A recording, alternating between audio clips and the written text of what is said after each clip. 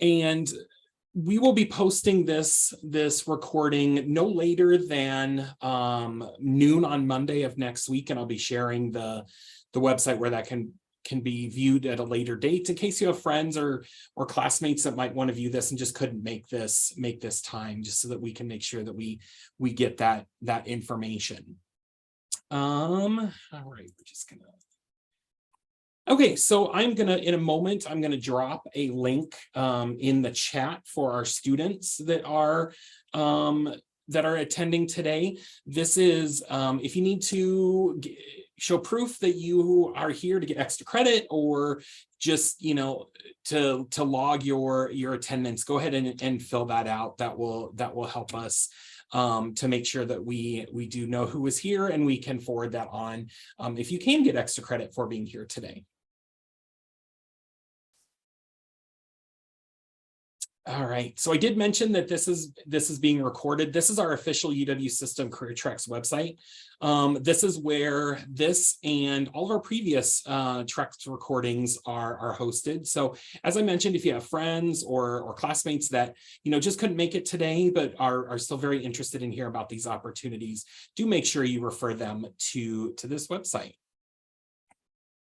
And normally I'd be talking about our next Trek, but as I mentioned, this is our final one for this semester. We do plan to return this program in fall of 2023, but you'll want to check and see what that looks like for the next academic year.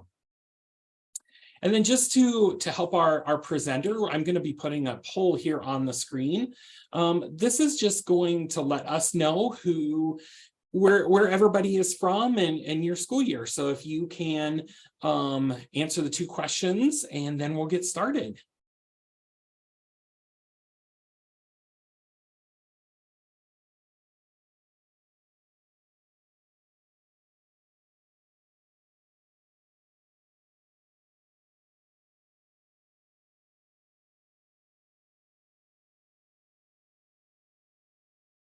All right. Perfect. Right. So we're going to go ahead and share those results. Should be seeing them on the screen. So we've got spread out kind of all over the state here, which is fun about this program. So you've heard me talk now for a while. I'm going to go ahead and stop sharing the things I have up here. And I'm now going to take this opportunity to introduce our wonderful guest this afternoon, Wayne Byer from Kimberly-Clark. You will have the opportunity to ask some questions at the end. I do ask that you put them in the chat, and I'll help to monitor those. So as I said, I've talked enough. Wayne, it is now all you. Okay, wonderful. Let me share my screen here.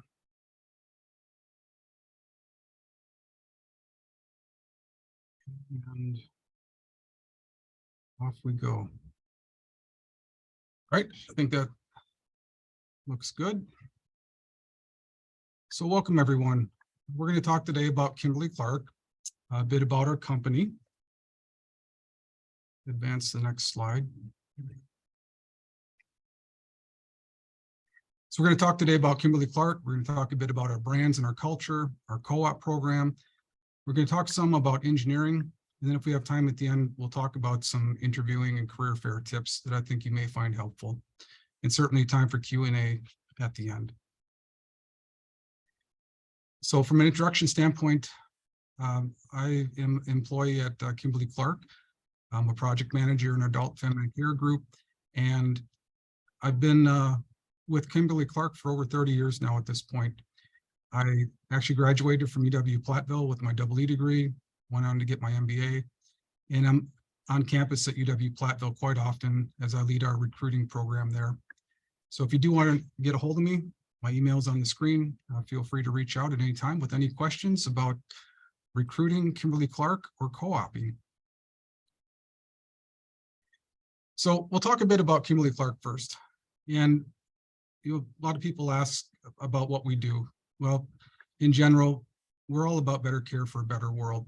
So we make a variety of products that many of you have used or your family members have used, and you may not have realized that they're made by Kimberly-Clark. So we sell our products in over 175 countries around the world, and they're products that people can't do without. within Kimberly-Clark, a few interesting facts. I think the one I'm really most proud of is that we've been in business for over 150 years. Last year was our 150-year anniversary, 151 this year.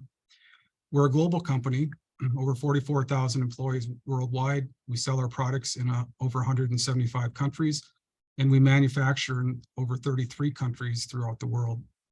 And we do have a great number of wonderful brands that I said 25% of the world's population uses our products each day, which is very significant in my mind. I've got a quick video here I'm going to show. Hopefully this comes across the internet okay. It does talk about our 150th anniversary. And this was filmed at our Beach Island facility in South Carolina, where actually I started up my full-time career with Kimberly-Clark. So I do recognize a few of these people and certainly the area. So hopefully this audio comes across, and we'll see what happens here.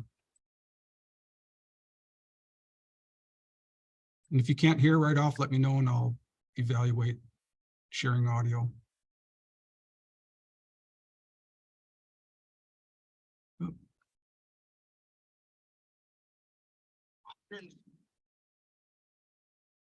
Kimberly-Clark is celebrating 150 years, and they've taken care of me and my wife, my family, and I'm very proud to say I'm a Kimberly-Clark employee. The products that we make, the tissue, the baby care, the child care, the wet wipes, all of those things go to make the world a better place. I believe in Kimberly-Clark, and our people make the difference. My hope for Kimberly-Clark is that Kimberly-Clark will continue to invest in people to continue to be successful and have another 150 years. What I hope for is a better tomorrow, and everybody around the world having access to our products that make their lives a little bit easier. Here at Kimberly-Clark, I like the fact that we work safe, we work together, we strive as a team to accomplish goals. The best way to learn is hands-on experience. Nobody will ever leave you behind or never let you fall. Kimberly-Clark gives us a hope that there's still good things to come. Kimberly-Clark, they take care of their people. They've done it from day one, and they can provide for generations to come. I've been at Kimberly-Clark 25 years. I love Kimberly-Clark. It's an awesome company. And it's a great company to work for. And with 150 years, we're looking forward to 150 more. Awesome. Brings back some memories working at that facility. All right, a little bit about our businesses. So we're really broken up into 4 different groups. Our personal care group, which is the one that I work in, produces our Huggies and our pull-ups, our Depend and Good Nights brands, among others. Our consumer tissue group produces rolled products. So think Kleenex, paper towels, and toilet tissue. So Cottonelle, Viva, and Scott.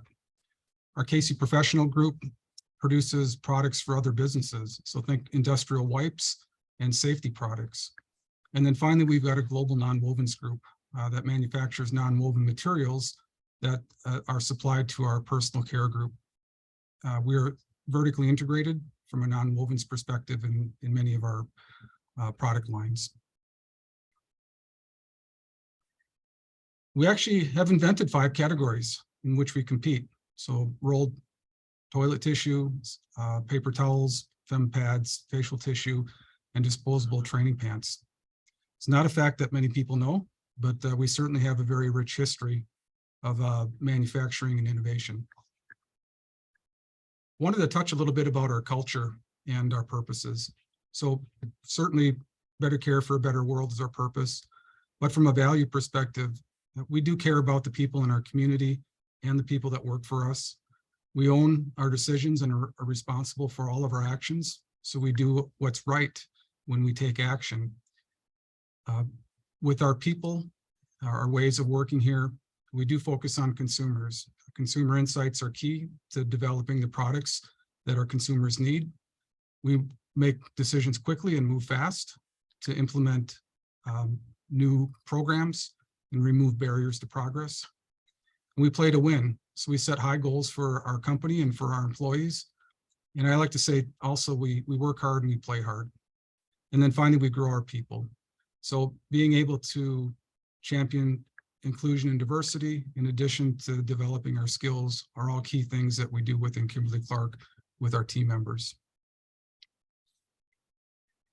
The other approach that we have is as part of making better care for a better world. We do have some 2030 goals that are rather ambitious. Our goal, as you can read these here, we want to serve over 1 billion people by the year 2030. We're working to reduce our emissions, reduce our carbon footprint, the amount of forest fiber that we use, reduce our plastics, and reduce our water usage by 50% by the year 2030. And company takes that serious, and we are continuing to make progress against those goals. All of these actions have led to Kimberly-Clark being recognized by a multitude of companies as being sustainable, being ethical, being responsible, and being one of the best places to work for a variety of our employees, for women, LGBTQ, and just employees overall. So there's certainly quite a few awards we've gotten. This is just a portion of them. You can find more online at our corporate website. And finally, I did want to talk a little bit about our employee resource groups. So we do have 10 ERGs within our company, and I actually co-lead the Salute group, which is a veterans organization. But you can see we have a wide array of diversity and diverse groups that our ERGs go ahead and incorporate. And you don't necessarily have to be a veteran to join the Salute organization, or a Latin American person to join the Land organization. They're open to everyone. And these ERGs support our employees internally, and we support those in our community. So very active organizations, part of our objectives, those people that are on those teams. And we certainly get recognition from our senior leaders for the work we do there. Okay, I want to shift gears just a little bit and talk about career opportunities. And we'll go to the next slide here. Now, we do hire a variety of people from the UW system and other campuses across the country. I focus on engineering, so electrical, mechanical, industrial, and we also hire chemical engineers, engineering physics, and packaging engineers. You can see the list here through business, finance, IT, legal, regulatory, quality, and many more. So we are a large hirer or employer of college graduates. Many of those full-time people that we bring on come in through our co-op program. Right now, just within engineering alone, within North America, we've got between 150 and 200 co-op positions that we fill every year and bring students in from a variety of schools around the country. Depending on the school that you go to, we've got different majors that we recruit for in those schools. So I see we had someone from Stout or UW, Stevens Point. I know Stout has a packaging program. I believe we recruit packaging engineers from that program.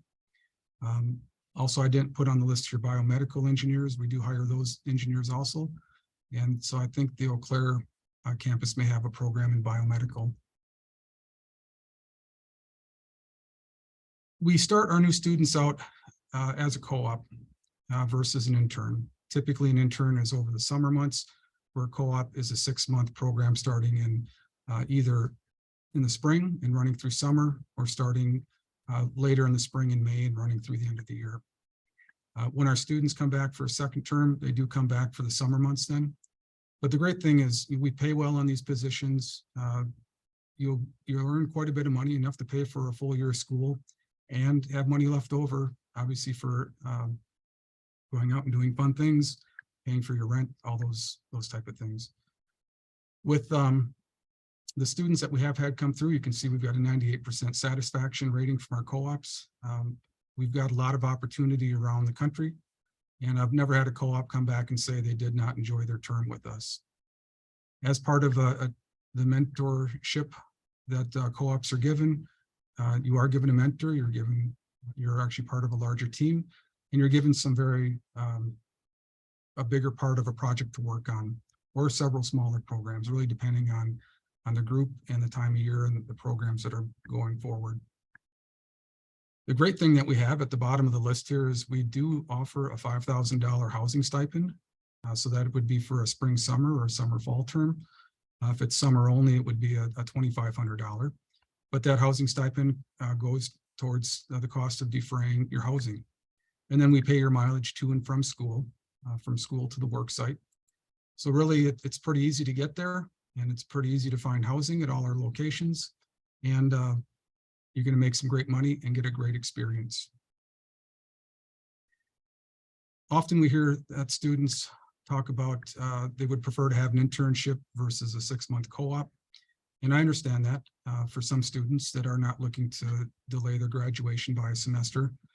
But I would argue that having a 6-month co-op term really does have some advantages.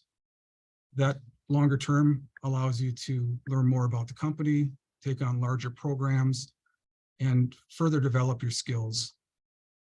It's difficult to do that during a summer term only. So certainly some great advantages doing a 6-month term. Again, I've never had a co-op come back and say, I wish I had done a shorter term versus that 6-month term. Usually the feedback is, I've learned so much over this 6-month term. It's just amazing. The great thing also is that we've got a variety of locations that our co-ops and our full-time employees start out in. Certainly in Wisconsin, we've got locations in Neenah and Marinette, both office locations and manufacturing locations. I actually started in Beach Island, South Carolina, which is across the river from Augusta, Georgia. It was a wonderful experience when I started full-time. A variety of other locations across the country you can see here. Plus, we've got other multiple sales and distribution locations within our footprint. So lots of opportunity in Wisconsin and also outside of Wisconsin. So think about, if you do have an interest in co-oping, the opportunity to go somewhere for 6 months and be paid to live there and have that experience of living somewhere else in the country. So now you're thinking, well, what do our employees do?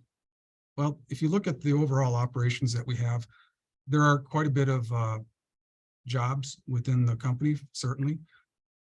If you were to break those down into big groups, operations, we've got team members that produce product and get it out to the door to Walmart and Target. We've got the research and engineering organization that I'm part of, where we develop new processes and new improvements to our products. And then our corporate research team that develops new materials. We've got a packaging and graphics group that does all of our packaging design. And then marketing certainly has to market those products to our consumers and develop those marketing programs.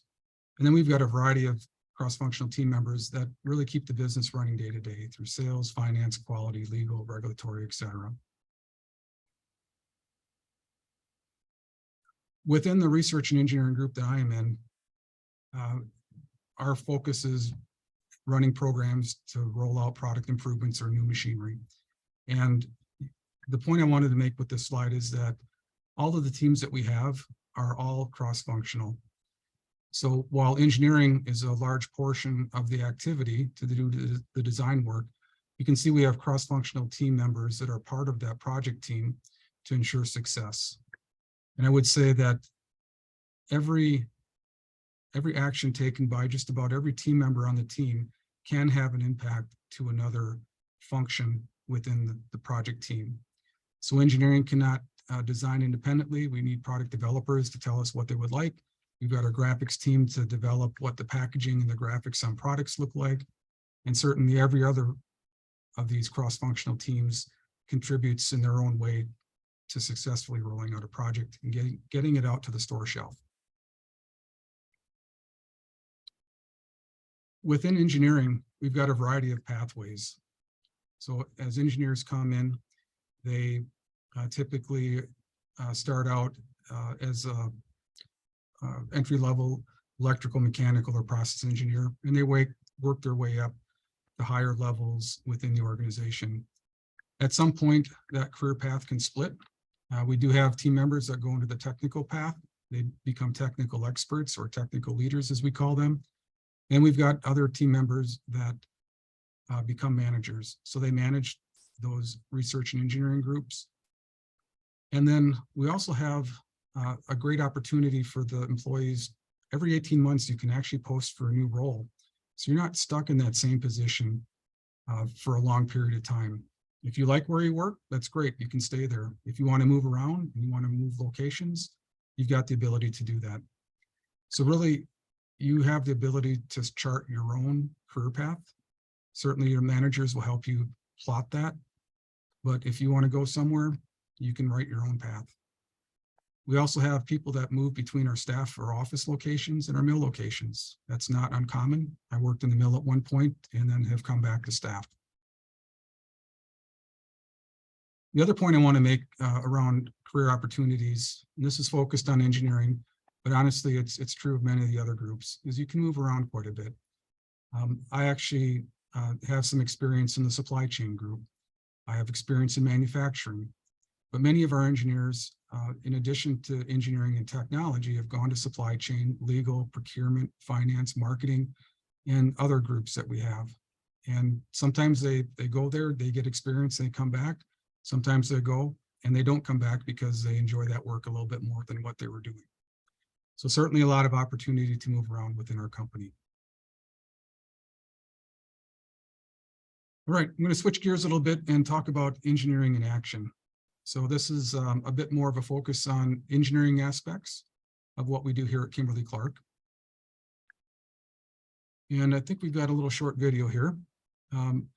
This is one that we run at one of the campuses. It shows a little bit about our machines and also the type of work that goes on in our facilities.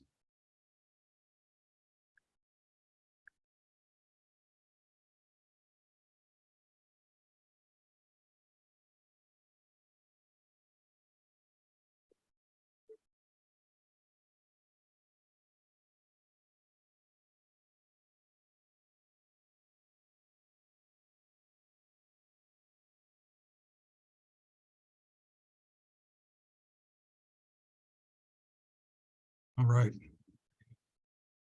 So that was one of our machines that makes our female incontinence products, or our poise pads.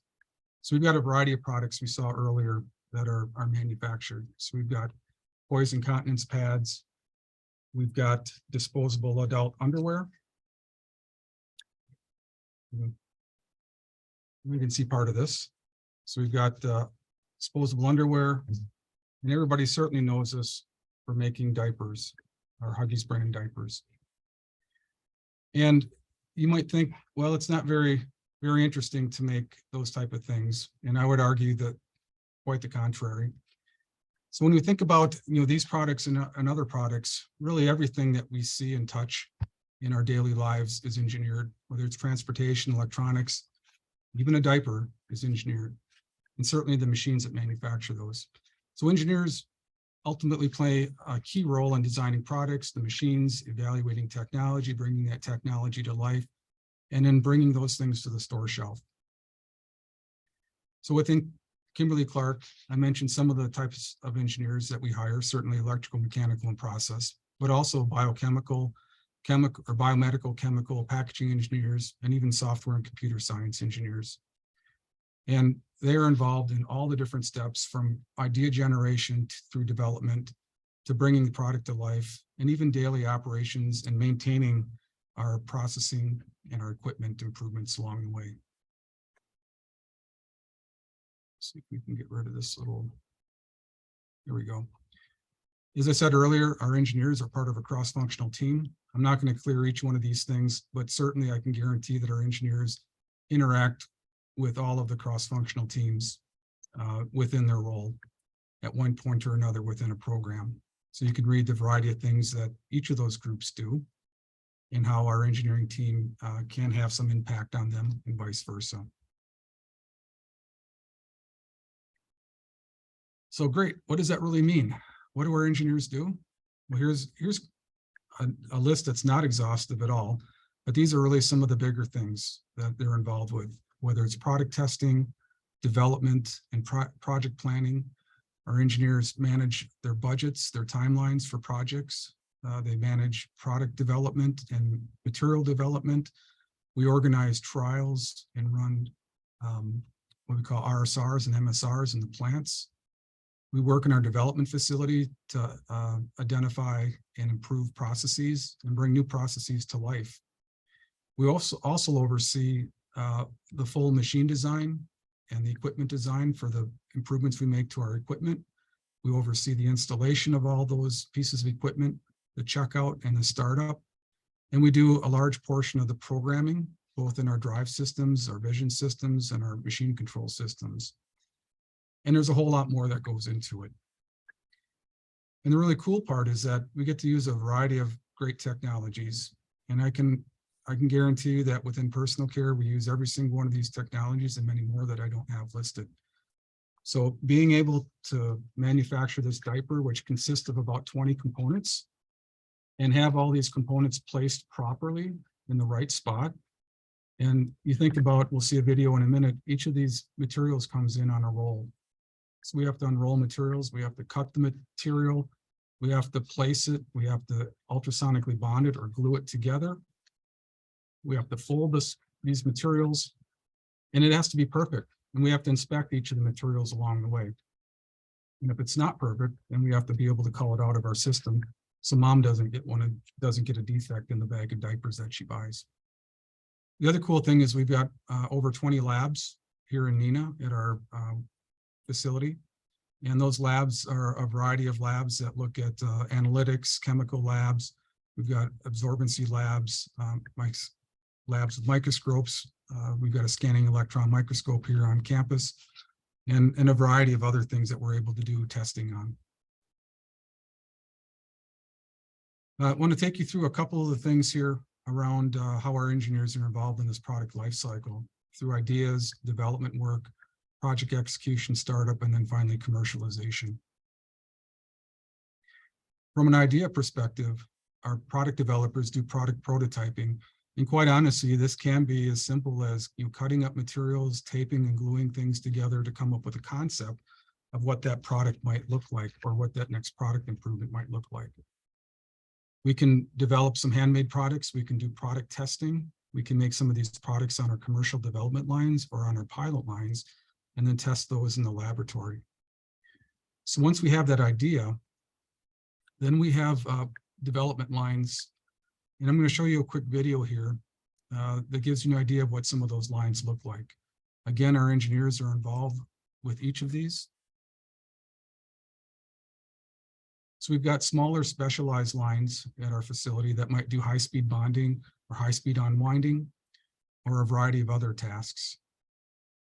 We also have full-size diaper machines. I'll stop this for a moment. This is a full-size diaper machine from here all the way to the back, and it is 2 stories. These are some of the materials that run on that diaper machine, and they're quite large, and this is without a packaging section. The packaging section would be just as large, but on a single level. We've got an operator panel. And so we've got safety cameras, we've got vision cameras, we've got man and machine interfaces, registration systems. And so the operators can control all those things from the panel. The front side of a diaper machine on the lower level, you can see everything is guarded so nobody gets hurt. Same thing on the back side, control panels, and everything's guarded so everybody is safe. We unwind materials on a roll. In that case, it was pulp. Gets fiberized, and we form a pulp mat that many of our absorbent products have in a continuous web. We've got large fans for forming and drawing vacuums. You can see this one's larger than a person, one of our main forming drum fans. We've got electrical switchgear to power all these different drives and motors. We use a variety of raw materials that are mostly in a roll form. We're able to put those materials on an unwind, and we unwind those through the process. And we actually splice back and forth at full speed between one roll to the next as they run out. We add components with cut and place modules and a variety of other modules. And many of our modules are driven either with an electrical servo motor or through a common line shaft, more so electrical servo motors today. These are some of the drive panels that power those motors and drives.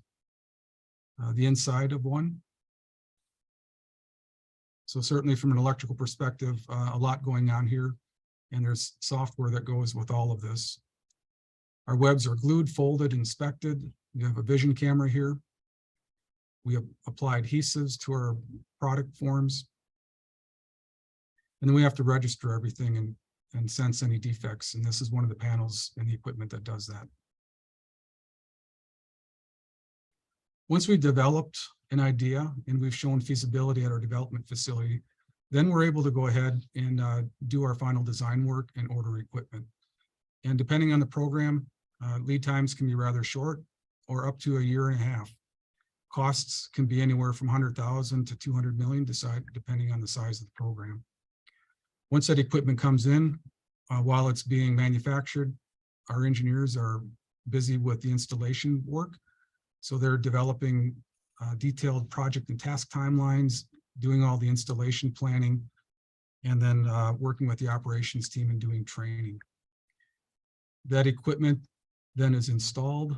Our engineers are part of the startup activity, so making sure everything's installed to spec into the prints, both electrically and mechanically. And then we introduce materials into the machine to start making a product. We line the machine out and we get a quality product, and then we go through our validation process to make sure from a quality perspective, everything is where it needs to be consistently. And then finally, we're ready to commercialize. So at that point, we turn the machine over to the operations team. They own that process long-term, day-to-day, managing process, the waste, and making safety improvements as needed. And certainly, again, we've got engineers that are involved in that process, both mechanical, electrical, and process engineers in the mills. We also have people at our staff facilities that help the mill team sustain and operate both the equipment and maintain the product long-term. All right, just a quick time check here. We've got a little bit more time, so I'm going to cover about 8 more slides, and I'm going to talk briefly about career fair and interviewing preparation. I can't say enough about this. I've been recruiting for about 12 years now at UW-Platteville. And we've got a lot of great students that come through, and there's some areas that I want to continue to help students on to prepare for career fair and interviewing. And my one piece of advice is, actually 2 pieces of advice is, start early. Don't start preparing for career fair and interviewing the week before career fair. This is a process that can take, in some cases, several weeks, and depending on the amount of preparation, it could take up to a couple months if you're looking to develop your communication skills better, for instance. The second piece of advice I have is visit your campus career services office. They will help you with all aspects of your job search. They'll help you with resumes, mock interviews. Some of the sites have professional clothing that's available, and much, much more. So they're a great resource. Not all students utilize them. I wish they would, but certainly they're there to serve you and help you with your job search. As we go into the career fair, you can think of a career fair truly as a mini interview. The employer is going to take a quick look at your resume, and I'd like to say that your GPA is your key to getting an interview. Many companies, our own included, have a GPA cutoff. So GPA alone will not get you an interview. The companies are really looking for that full package. It's a combination of your GPA, it's in addition to your work history, your involvement in groups or clubs, which really comes down to developing leadership skills, activities in your area of interest, either work or hobby, and then where you are within your year of school. The other thing companies are looking for are your communication skills, both verbal and nonverbal. And then finally, I would urge you to be prepared. You'll be dressed and groomed appropriately. Certainly research the company in advance and have a couple questions, either about the company or the type of work that they do. Certainly the numbers or the companies are provided in advance of the career fair, so you should have an opportunity to take some time and do some research. And I'll tell you, the companies love it when you come in and have some follow-up questions. The other thing you should prepare for is to have an elevator speech. So often the employer will ask you, tell me about yourself. Well, they're not so much interested where you grew up and how many brothers and sisters you have, but they're more interested in the areas that you work in, the area of interest that you have, why you selected that particular company, or why you chose that field of study. So it's a great opportunity to take 30 seconds to take all that information and put in a concise statement. A lot of resources online talking about elevator speeches. Once you get through career fair and you do get an interview, what would you expect from that? Well, the first thing, you need to be prepared, right? Come dressed appropriately, cell phone off, bring a copy of your resume and your transcripts for sure. And also bring a copy of a portfolio of your work. So many of you have done design work, or you've got programs that you've worked on either in school or outside of school that you're proud of. And I say, bring that along, show that off. Be prepared to ask some questions about the role or the company. And if you do have any questions or issues about making the date for the interview, let the Career Center staff know. They will interface with the employer, and quite often, if you've got an emergency that came up, they're going to be flexible and find another time for you to interview. Once you get in that interview, expect a little bit of small talk. We'll take a look at your resume, and then we're going to shift gears into the questions. And these questions are typically behavioral type questions.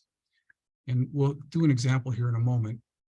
But for those type of questions, we recommend students use the STAR method, and we'll cover that also. Hopefully you're familiar with that. If you're not, there are resources available on the internet for that. So from a STAR perspective, the interview questions that you get, they're going to make you think. And the employers are looking for a full response. And STAR is an acronym that stands for situation, task, action, and result.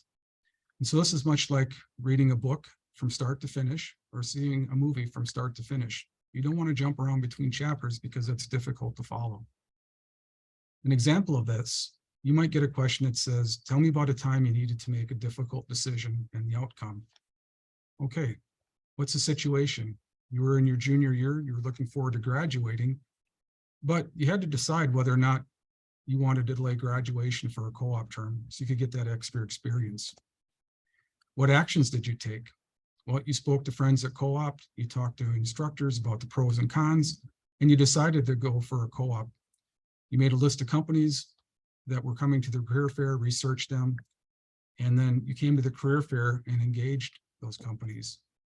The result was that you did receive a position that you researched and you loved it. You learned a lot, and you plan to take an intern with that company the next summer. So you can see that that flows through rather easily, makes sense, start to finish. So those behavioral type questions, here's a few examples. Give me an example of an occasion when you use logic to solve a program or a problem. Describe a stressful situation at work and how you handled it. So those are the type of behavioral type questions. And the reason they're asked is because past behavior is an indicator of future behavior.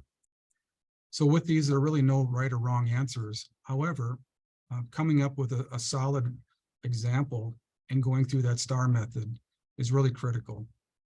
Having a good GPA alone and not doing well in an interview will not get you through that interview process, right? You need to be able to interview well. A couple other tips along the way. Look at that job interview before the meeting and before the interview. Be surprised the number of students that don't. Be able to ask questions about the role specifically. The other thing is that when you come into an interview, you need to have confidence in your voice and sound engaged and look engaged. When you answer those questions, don't think about school only. Think back about your family, your job, clubs that you're in, etc. And what I tell students frequently is think about all those different areas and start a list before you go to career fair and interviewing about the things that you're proud of, the big accomplishments that you have, and some of the bigger programs or challenges that you've overcome. Quite often, those will play into those questions, and you've got some predefined things that you can pull from right away, top of mind. It's okay to pause and think about a response. And the key thing here also is talk about what you've done, not what the team has done. Employers are there to interview you and not the team. So don't talk about we, talk about I. And it's okay to use that I term or I word in your responses, because that's what they're interested in. Think about the right level of detail. Nobody's interested in the color of the wire, the number of threads on the nut and the bolt. But so it's the appropriate level of detail, not too much, not too small. And ideally, this conversation is with the interview it's a conversation. It should be a little bit at ease. I know it's difficult to do, but if you've prepared, then the interview will go smoothly. If you practice, it will certainly go much smoother. And then finally, how do you close that sale, right? So you've gone through the interview, have a couple questions about the company ready. Tough questions are okay. What do you like or dislike about the job or the company? You can ask the employer that. Get their business card, their email address, send them a quick note. That just shows that you care and you're engaged. And then if for a full-time role, some companies will have you come back on campus and for a second interview at their company. And sometimes if you're lucky enough, you might have multiple job interviews. So think about what's important to you: location, experience, ability, and also the opportunities down the road with that particular company.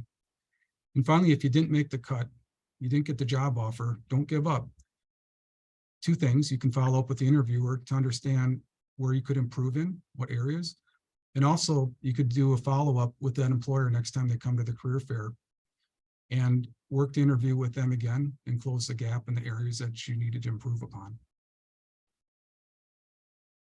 Two more slides here, talking about co-op and internship. So once you get that position with the company should help give you some experience locating housing. Hopefully they've got a housing stipend and a travel allowance. Once you're with the company, and certainly within Kimberly-Clark, you're going to be a part of a larger team. You should have a mentor. You should be given clear goals and objectives, and you should have some time to learn about the company and the culture. Hopefully you'll get some additional specific training, whether it's CAD or PLC training or other quality training. And then you should typically be given part of a larger program or multiple smaller programs that really work to develop your skills. And many companies will have their co-ops do an end-of-term presentation at the very end.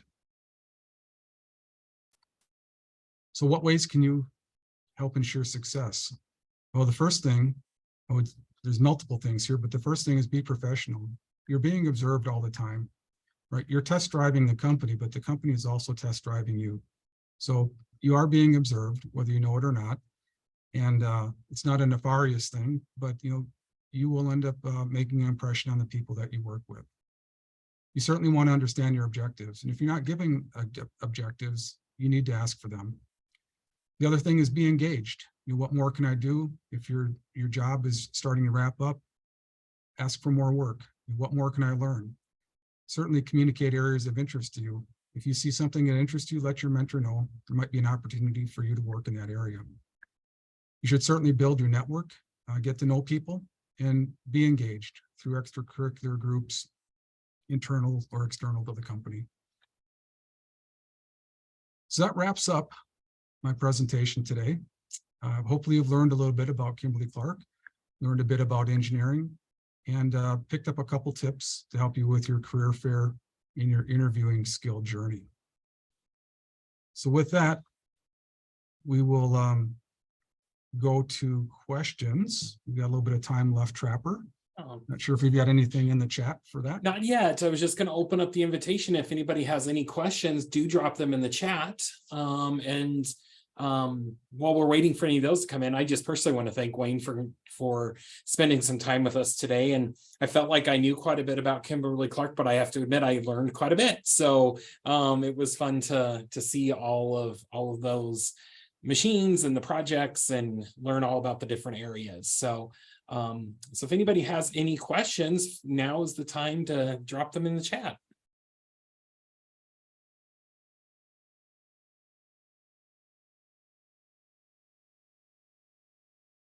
So we got a couple in the chat, potentially.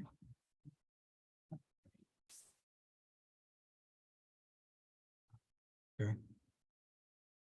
While I'm waiting for any of the students, one of the things I like to ask is thinking back to when you were, a junior or senior in college? What is one thing you wish you had known then that you know now?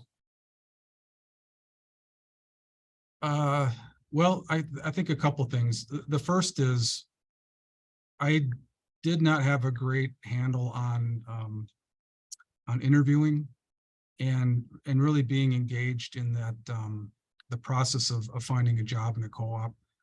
To be quite honest, I kind of stumbled into it. I had a friend that was co-oping at Kimberly-Clark. I was on the board for IEEE, and he said, "Hey, we've got some folks on campus today and later this week that are doing some interviews for Kimberly-Clark. We think you'd be a great candidate. You interested?" It's like, "Wow, sure. Sounds like a plan."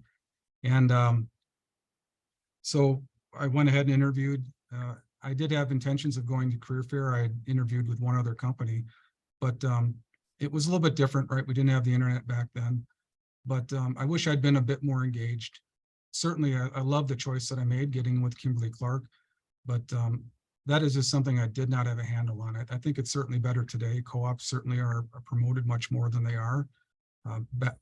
were back then.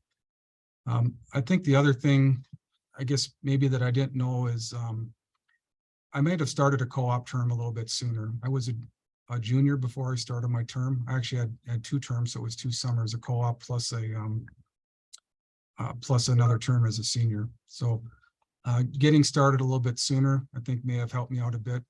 Getting engaged as a freshman and going to career fair and talking to employers to learn more about what was available in the marketplace.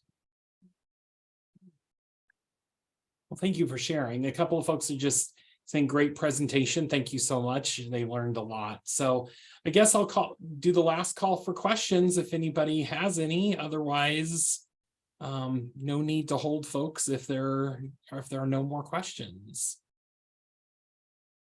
All right. Well, thank you for having me part of your event today. Yeah. Certainly enjoy talking about our company and providing tips and pointers to the students to help them navigate career fair and interviewing and be successful in that area. So certainly a passion of mine. So thank you for having me here. You're very welcome.